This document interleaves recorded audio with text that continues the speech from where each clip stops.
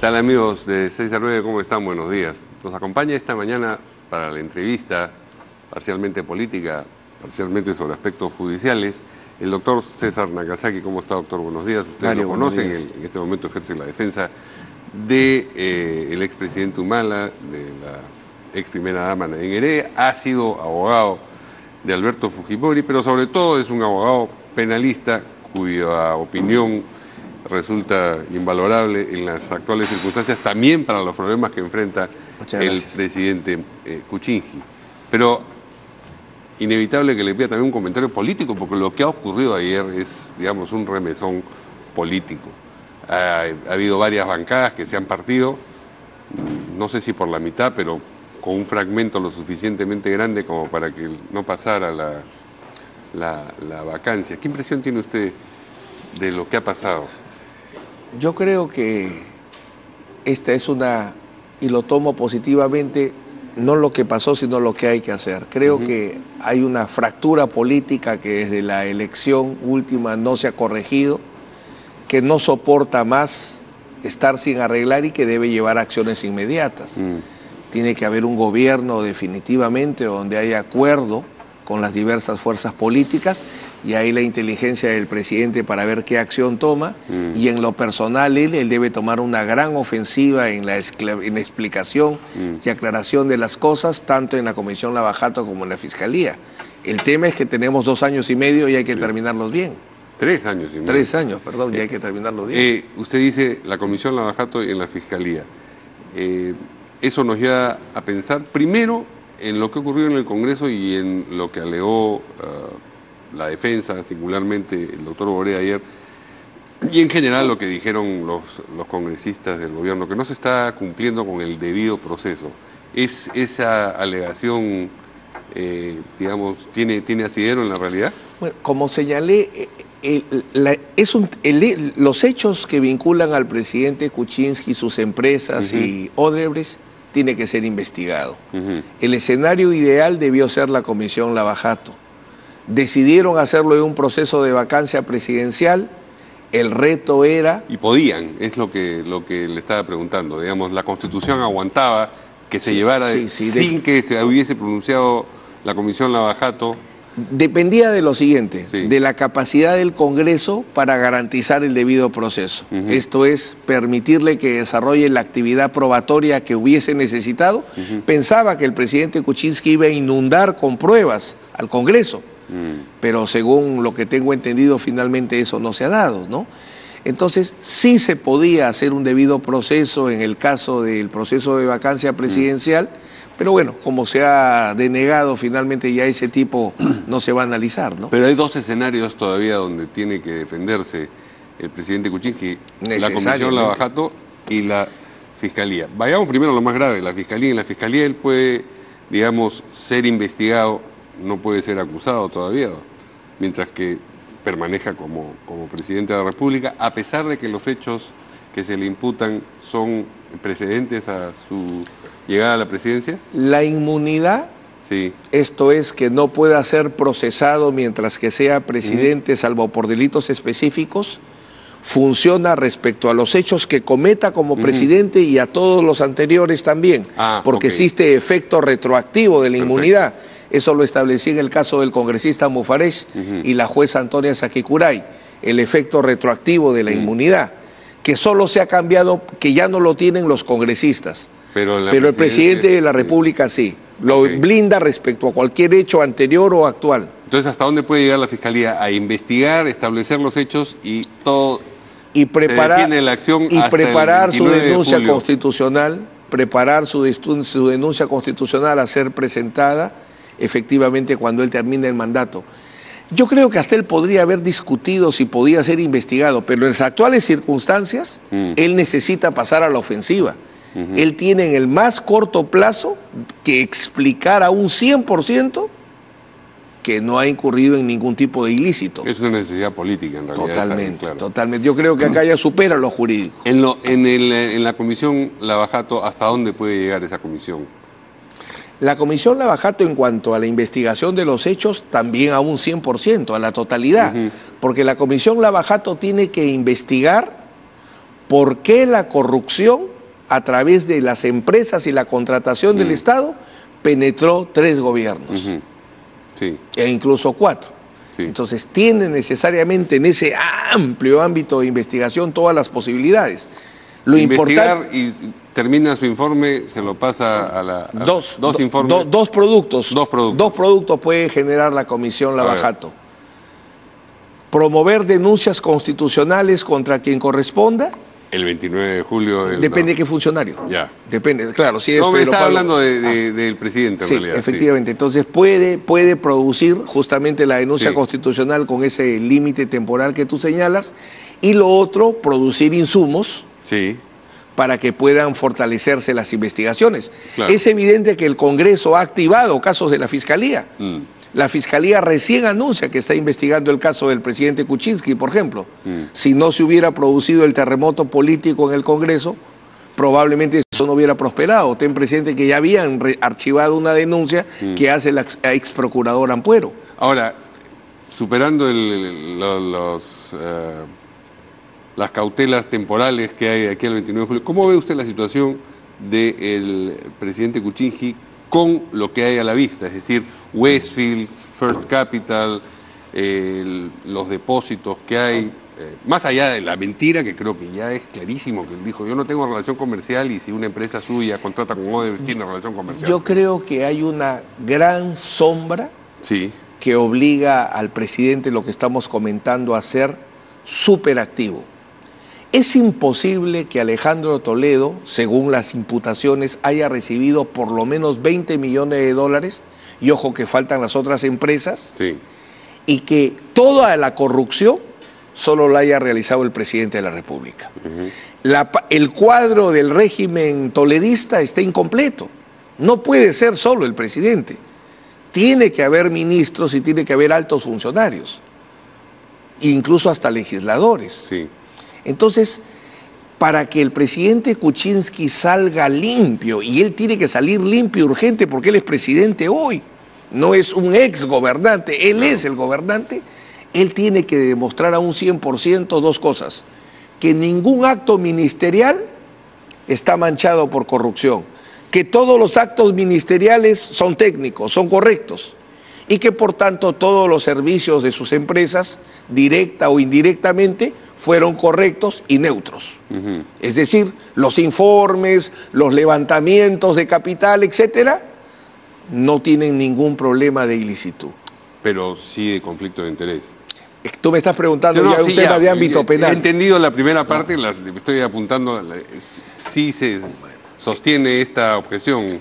Incluso por eso se decía, de repente la vacancia, el procedimiento de vacancia presidencial fue muy prematuro, pero podríamos más tarde tener otros factores. Decía usted 2 cosas. La primera, demostrar que todos los actos ministeriales están limpios de cualquier sospecha. Hay que demostrar legalidad en 2 ámbitos: actos ministeriales y segundo, los informes y los servicios financieros que brindaron las empresas. Eso es urgente, y de todas las personas vinculadas a Lavajato, él es fundamental porque él es el presidente de la República. No puede estar manchado el presidente de la República. Si usted hubiese tenido a su cargo la defensa del presidente ayer en el Congreso, ¿habría ido por los argumentos que desarrolló Alberto Borea? Está mi maestro ahí. Yo, gracias a Dios, soy muy bien formado en Derecho Constitucional. Constitucional 1, Valentín Paniagua; Constitucional 2, Alberto Borea; Constitucional 3, Luis Alberto Sánchez. Bueno, él hizo una excelente defensa político-legal, es lo que correspondía, ¿no? Él es un político muy formado y atacó los 2 frentes, ¿no? Combinó los 2 frentes. Parecía las épocas, en la época que él era parlamentario me gustaba mucho ver el Congreso. Yo cuando estaba en la universidad siempre iba al Congreso para ver los grandes debates de los senadores, diputados, ¿no? Polar, tantos congresistas, Ulloa, Alan García como diputado, recuerdo mucho, y cómo le va a quitar la hojita a Ulloa, ¿te acuerdas? Entonces Borea hizo recordar lo que hacían los senadores en aquella época, ¿no? Ya que hablamos del escenario político, hubo 10 votos del fujimorismo que no fueron por la vacancia, que fueron por la abstención, y se entiende que, claro, la acción de Kenji ha sido fundamental, que es uno de los que votó en abstención, pero también la intervención ya reconocida por uno de los que votó en abstención y acusada prácticamente por el congresista Becerril, del propio ingeniero Fujimori. Esto no se puede leer, digamos, de manera aislada. Resulta que hay dos pedidos firmados por el ingeniero Fujimori en marcha. Uno, los dos de gracias presidenciales, pero el primero, el 15 de diciembre, ingresado por conmutación de pena, y otro el 18 por indulto. Primero, lo que sugiere dos pedidos tan cercanos es que hay una lectura política del momento en el que se están presentando las cosas y que el escenario va cambiando porque pasan de uno a otro. No es consistente pedir una conmutación y a los 3 días un indulto, ¿no? Considero que son dos pedidos excluyentes. Incluso el pedido de indulto va a dejar sin efecto el pedido de conmutación. ¿Automáticamente lo deja sin efecto? Sí, porque la conmutación de pena es acepto la deuda, pero redúcela. Sí, claro. El indulto es no hay deuda, no hay pena. Entonces no me reduce. Pero o sea, no es que cada uno tiene su camino y se resuelve. Tienen objetos excluyentes. O sea, si yo pido un indulto, ya no tengo que pedir una conmutación. Automáticamente queda descartada el pedido. Sí, automáticamente. Y usted me decía que lo que tenía sentido era pedir indulto, que la conmutación no era lo que le convenía. Porque la conmutación de pena lo único que hace es reducir la condena que existe. En cambio, el indulto humanitario protege al presidente Fujimori respecto a la condena que termina y respecto a los otros casos penales que podrían venir. ¿Por qué razón? Porque si la razón del indulto es que él, por razones de salud, ya no puede estar en la cárcel, pierden objeto todos los demás procesos. Sí. Porque si ya no lo pueden meter a la cárcel, ¿qué objeto tiene procesarlo? Así es. Y la circunstancia de que haya vuelto a presentar él mismo una solicitud de indulto, digamos, ¿qué tanto avanza el camino? ¿Es solamente una raya más al tigre o es importante en este momento y cuál tendría que ser el siguiente paso dentro de este procedimiento que estaría, entiendo, ya en las manos del Ejecutivo? Hay las condiciones médicas y políticas para que termine la cárcel de Alberto Fujimori. Entonces creo que, en mi caso, asumir una posición proactiva, como siempre lo hago, para que termine lo que entiendo que es una presión inhumana, y quienes no pueden sumar no deben obstaculizar a su camino de libertad, ¿no? ¿Y quiénes son los que no pueden sumar? Bueno, en el caso, venía inicialmente comentando, yo con todo respeto entiendo que el principal activo de Fuerza Popular es el sentimiento que tiene un importante sector de la sociedad respecto al gobierno de Alberto Fujimori. Que Fuerza Popular quiera ir más adelante y trascender a las personas, también lo entiendo. Pero hay que definir, o sumamos por su libertad o en todo caso miramos, pero no obstaculizamos. Yo no estoy de acuerdo que alguien desde Fuerza Popular pudiera obstaculizar la libertad del presidente Fujimori. Ya, pero si en efecto él ha pesado para que no se apruebe la vacancia y están con la sangre en el ojo, como parece. No sé si ha pesado, pero el tema concreto es que lo primero que me llama la atención, si existe un informe médico, ¿por qué tenían que difundirlo? Ahí arranco, y es algo que a lo largo de los años, inútilmente, por cierto, trato, que no lo agarren como una pelota de ping-pong y estén para Cali, indulto, no indulto, indulto, no indulto, porque a un preso lo peor que se le puede hacer es jugar con esa esperanza. La expectativa de libertad. Entonces, eso tiene que acabar. Entonces, yo me meto en esto por ese interés, ¿no? O sea, eso tiene que acabar. Ya hay evidencia médica de más suficiente para que el indulto humanitario se dé. Y creo que están dadas todas las condiciones desde que inició este gobierno, ¿no? Sus actuales clientes, el expresidente Humala y la señora Heredia, presentaron el recurso de casación y este ha sido descartado por el Poder Judicial. La experiencia me ha enseñado, y siempre lo digo, el principal problema de la justicia penal no es la corrupción, es la falta de independencia. Los jueces en el Perú, por diversas razones que podemos analizar cuando quieras, no tienen fortaleza frente a diversas presiones y fuerzas que existen, mediáticas, sociales, políticas, económicas, etc. Entonces, en los casos emblemáticos es muy difícil hacer justicia. Y acá se ha perdido una extraordinaria oportunidad de acabar con algo que la sociedad está reclamando. Hay un abuso de la prisión preventiva actualmente y la Corte Suprema tenía una gran oportunidad para establecer. No se refiere usted solamente al caso en general, hay un conjunto de casos que están reclamándose, y un ejemplo es el caso del presidente Humala. ¿Qué otros casos le parece a usted que la prisión preventiva está siendo está siendo excesiva? En los casos, desde un poquito antes de los casos Lavajato, entró el nuevo Código Procesal Penal, empezaron los grandes casos, César Álvarez, Goyo Santos. ¿Goyo Santos, por ejemplo, también se abusó de la prisión preventiva? Definitivamente. Un factor, la declaración del solicitante a colaboración eficaz, la ley no permite que sea una prueba, ni para prisión preventiva ni para condena. ¿Y eso no es lo mismo que ha pasado con los consorciados? Es otro ejemplo de un abuso claro de prisión preventiva. Los empresarios consorciados, como se les llama, su detención es absolutamente arbitraria. Porque nuevamente hay un aspirante a colaborador eficaz cuya declaración no puede ser utilizada como prueba. La declaración de Barata no puede ser base para sostener una prisión preventiva.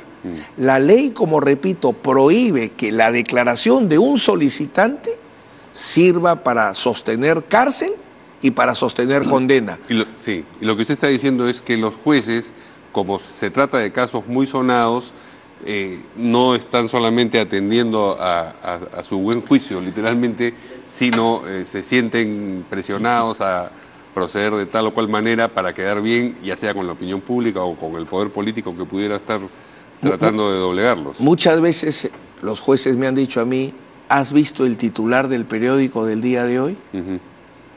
No, le digo, ¿qué tiene que ver el titular? Míralo, pues. Y el titular resulta ser el factor determinante para una decisión. Otra vez recuerdo mucho un juez supremo que me decía, yo iba por un caso de homicidio, habían absuelto a mi cliente, llego y le digo al juez, posición, me dice, tu cliente es un narco. Le digo, pero el caso es de homicidio. El comercio dice que es narco.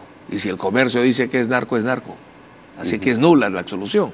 O sea, por eso es que yo siempre insisto, el primer problema de la justicia penal es la falta de independencia frente a poderes militares. Bueno, como ha sido toda la historia, militares, políticos, económicos, sociales. Mediáticos también, que mencionado, También. ¿Cómo se aplica todo esto al caso por el que empezamos esta reflexión, el de Humala Heredia?